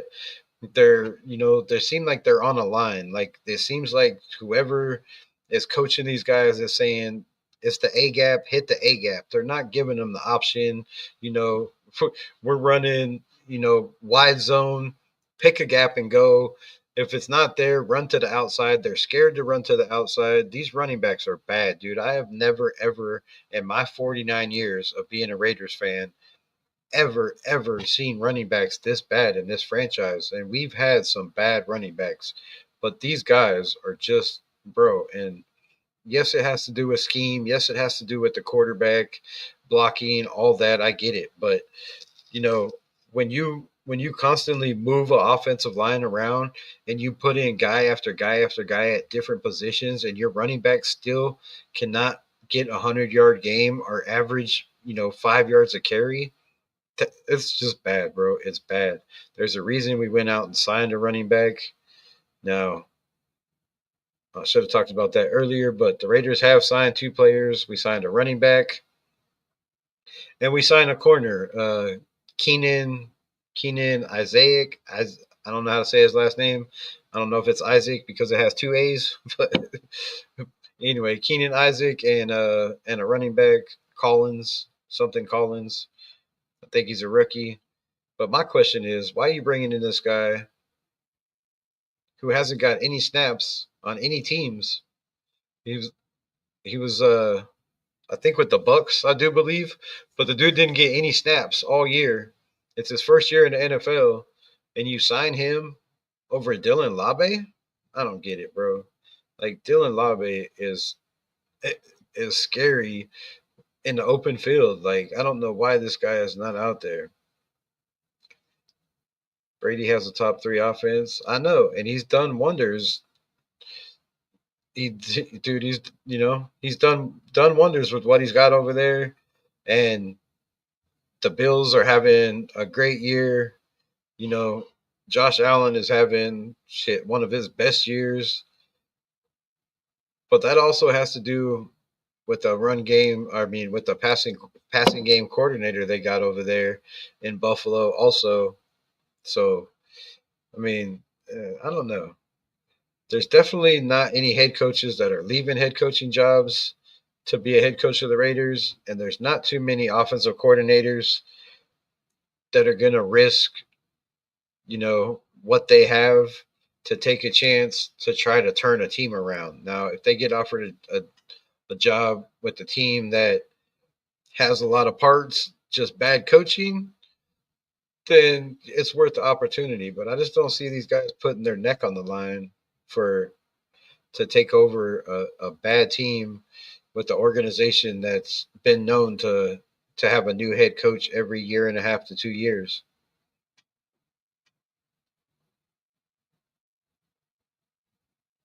Lots of analysts thought Justin Herbert was the 3rd best quarterback in the draft that year.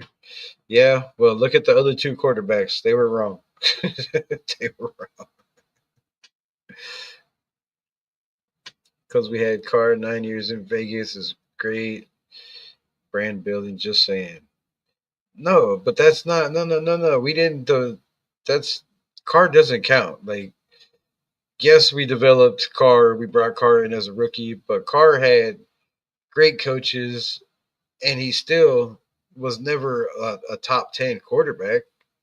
Yes, he didn't have a defense. Yes, he struggled. Yes, we didn't have great number ones. Didn't have much of a run game around him. There was one great year with Del Rio, but Del Rio and Gruden pretty much, I think Del Rio pretty much developed most of Derek Carr and Gruden, but he was pretty much developed. So, I mean, no, I think Derek Carr could have been a way better quarterback. He could have been, in college, the guy ran around. He was took chances. He just didn't run with us. He didn't try to make many plays with his legs. So no, I mean, I think he could have been a way better quarterback with better development. And that's it. Like we have Tom Brady in the building, and I don't think he can be on the field day in day out with all the jobs, all the ownership, all the partnerships. Tom Brady has way too much going on than to try to spend 2 to 3 hours a day developing a quarterback for the Las Vegas Raiders, especially when he can't have that job, like, or can't have a job title. It's Carr's fault we never had a. Oh, I know. I'm not hating on Carr, bro. I'm not hating on Carr. I'm just saying Carr could have been a better quarterback. Ruggs is the only receiver we ever had for true number one. I disagree. Michael Crabtree was a great number one in my opinion. I think Jerry Porter could have been a number one.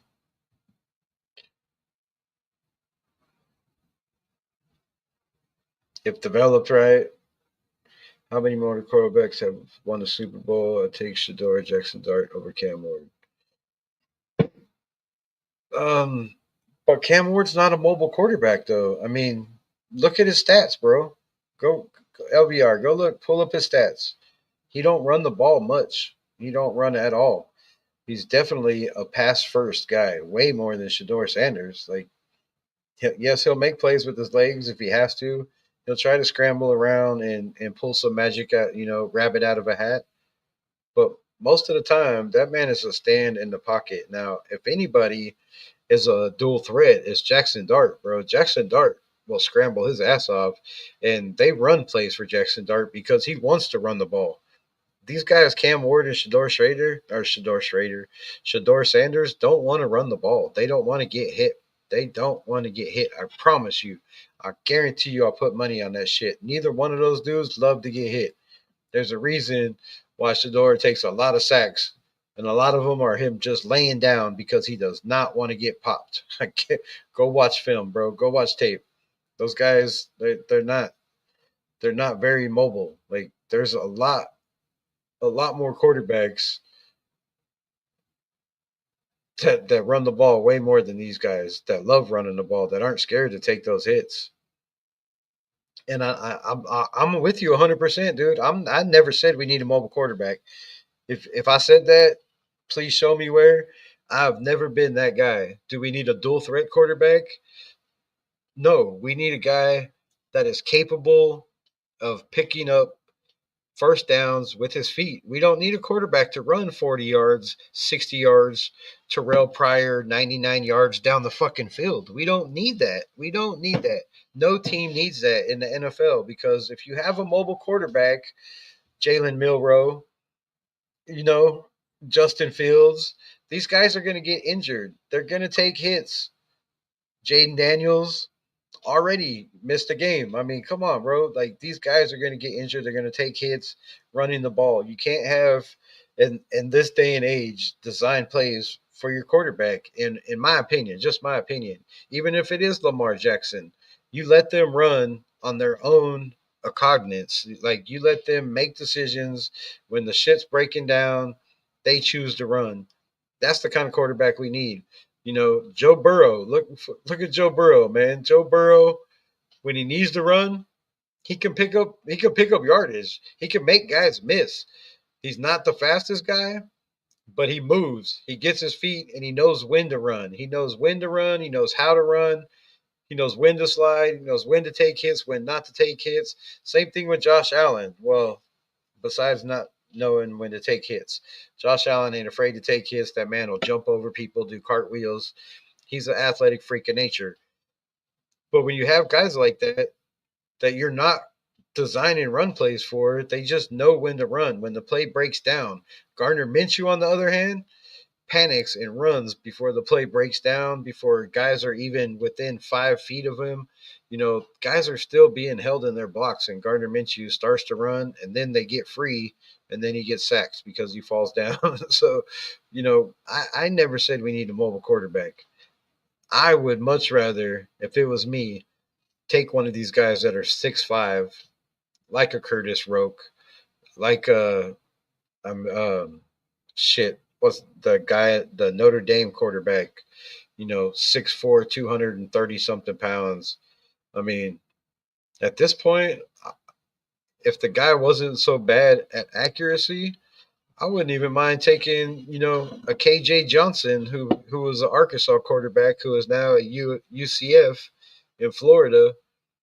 I mean, look at that man. What, 6'5", 248 pounds, can run the shit out of the ball, can throw pretty well, has a tremendously crazy strong arm, but he's not very accurate. Now, could he develop into a quarterback? I don't know, but I don't know. The whole thing with developing, you know, Sanders saying he wants he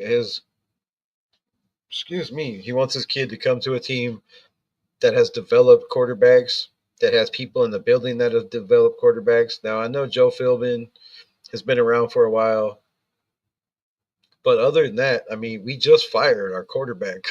We just fired our quarterback coach.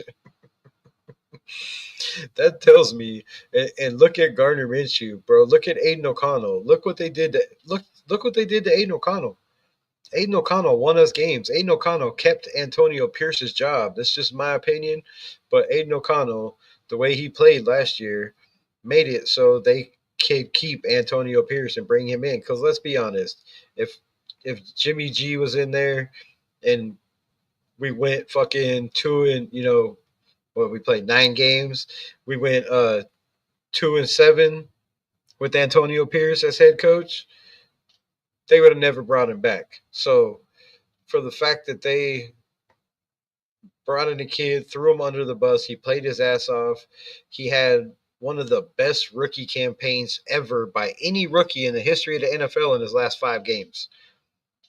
It's not matched. Now the yards weren't great, but the touchdown to completion ratio, the win ratio, it's unmatched, bro. No quarterback, rookie quarterback, gone through what he gone through or not, has been in that position and has did what Aiden O'Connell did. And then the next year, you go and you get a Gardner Minshew, and you leave a kid who needed to play time, who had chemistry with the team. I mean, come on. If Sanders really goes back and looks at what the Raiders have did to Aiden O'Connell and other quarterbacks of the past, I mean, just look what we did the last time we had a number 1 pick. They totally shit the bed with Jamarcus Russell. Now, people could say it was all Jamarcus Russell, but I've watched the interviews with Jamarcus Russell and heard his side of the story. And to me, it wasn't all Jamarcus Russell. Now, a lot of it was him not fucking reading the playbook, not knowing what was going on, and wanting to go out there and play free ball. But a lot of that shit was this organization. So we do not have an organization that has people in the building that has been known to develop quarterbacks. We do not, we had Derek Carr for 10 years because he was a decent quarterback. We didn't draft quarterbacks because we had a decent quarterback, but we failed to build a team around him to succeed, for him to make it to the playoffs and make it to Super Bowls and win us games. So that's my thing with Derek Carr, is we failed to build teams around that quarterback when we had a fucking decent quarterback, a top 15 in my opinion. And maybe in 2016 and some of the other years where we had decent run games, probably a top 10. There's some years where Derek Carr was a top 10 quarterback. I don't give a shit what anybody says, but how many more? Yeah, I got that. Run blocking. I think I got everybody's chat. I'm all caught up. Thank God. It only took an hour and 49 minutes. Not entirely true. Lawrence Carr's best year was under Gruden. Porter was nice, but not Adams level receiver. Same as Crabtree. Crabtree was solid, but no more than. wide receiver 1B. Yeah, I get it. What did Lawrence say? Carr was never the same. I know, bro. Like, he was timid as fuck after breaking his leg. The man was scared. Scared.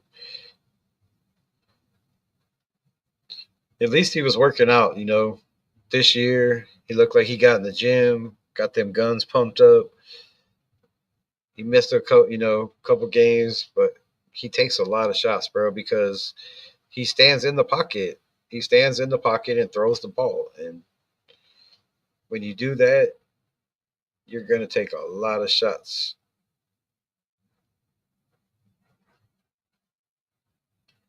Facts, Aiden broke rookie records and was the best out of that draft year one. And then AP benched him for Captain Shih Tzu. I know, that's what I'm saying. Aiden O'Connell, I guarantee you, bro, and I would almost put my left and right nut on it because I don't need either one of them. I'm never having kids again. But I would put my balls on it, dude, that if we had Aiden O'Connell just start from the beginning of the season, we would have won a lot more games than we won. I guarantee you, dude. I can guarantee you. There's no, and people can say what they want about the offensive line, no running game, but a deep ball threat, like I've preached over and over again, a deep ball threat opens your running game. They have no reason for defenses to be scared of this running game. They have no reason to be scared of us throwing the ball over 10 yards because we haven't all year. So, they're not throwing the ball. They're not worried about us throwing the ball. They know it's either going to be a screen play, a bubble screen, a little toss, fucking, end around, double reverse, fucking screen to the sidelines, pass to the receiver out of the backfield, or hit your tight end within fucking 5 or 10 yards. And when that's your offense, defenses are going to eat that shit up, bro, all day long. All day long. So, yeah, that's a huge, huge problem we have. But, however, I hate saying but, I think Scott Turner did a damn good job last week of mixing up when to run, when to pass. Now, the run game never really got going, and I'll say it again and again and again. Zamir White needs 20 carries a game for him to start to break out. And until the Raiders are willing to give Zamir White 20 fucking touches in a game, the nation, me, the Raiders, the coaches, nobody should bitch about Zamir White. Because not one time this year has he got 20 touches in a ball game. And another guarantee, I would be willing to guarantee that if you gave this man 20 plus touches in this game, our next game, if he's healthy, or any game this year, he would have close to 100 yards rushing. But he never gets going. You see, he starts out 1 yard, 3 yards, 2 yards, minus a yard, minus 5 yards, 2 yards. But then 4 or 5 yards. Then he'll break one 10, 15 yards. Then he'll have a couple for a loss, a couple for a loss, a couple for a loss. But the more he touches the ball, the more those yards start to get bigger. And I don't know how the Raiders and the coaching staff do not see this on film and from film last year that Zamir White needs the ball in his hands 20 times a game.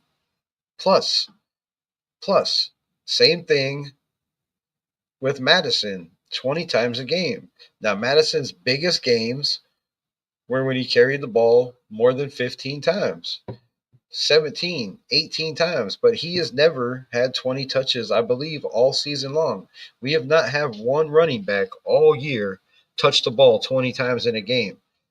So that's, again, coaching, bro. You can't be a fucking head coach talking about how you want to be a run dominant, physical, power offense, running wide zone, running the ball 15 times a game between 3 running backs. Nobody has a chance to get hot.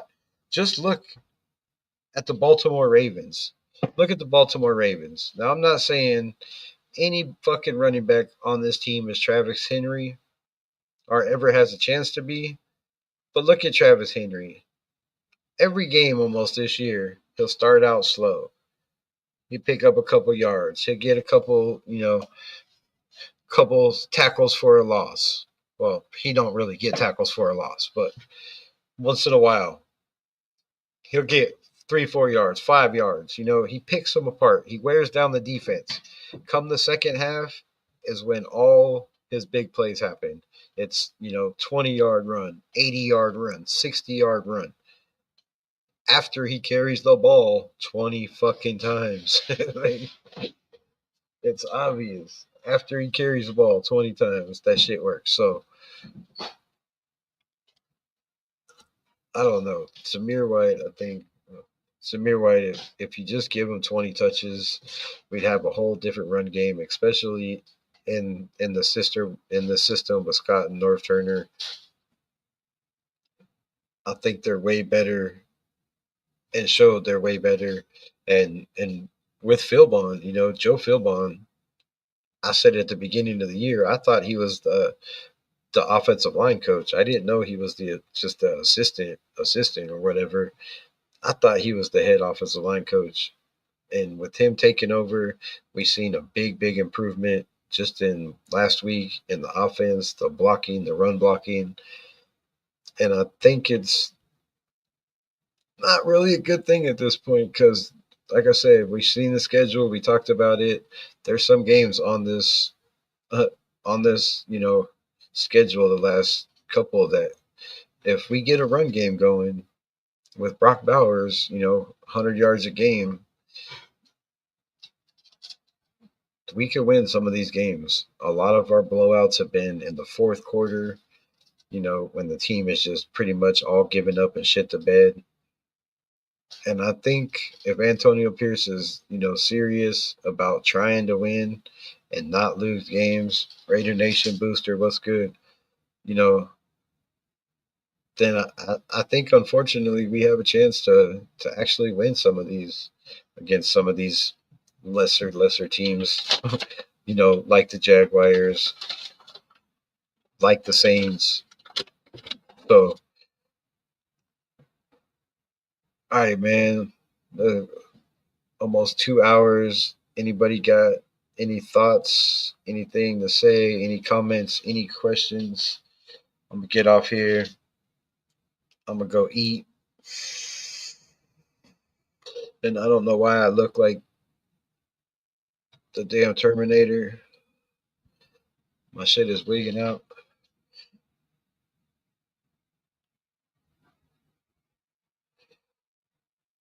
All right, so I appreciate y'all pulling up. With that being said, I'm going to get the hell out of here. I'm going to go eat some food. Appreciate y'all. I will be back tomorrow. Film breakdown, probably after Thursday night game. We're going to break down a couple run plays of last week and then the week before and compare offensive line and see if maybe, what chances we have of actually pulling off some wins. So with that being said, I appreciate y'all for pulling up. As always, much love. Raiders, just win, baby. We out. Peace.